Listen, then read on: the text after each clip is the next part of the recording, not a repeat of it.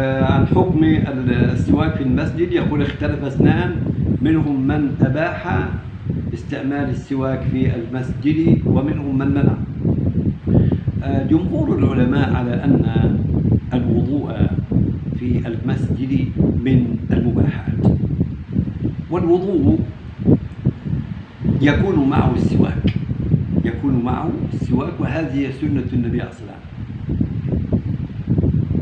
والمسجد يصلى فيه، تقام فيه الصلاة، والصلاة يسن لها السواك. وجاء قوله عليه الصلاة والسلام: لو لم أشق على أمتي لأمرتهم بالسواك عند كل صلاة. ومن هنا أبيح استعمال السواك في المسجد كما أبيح الوضوء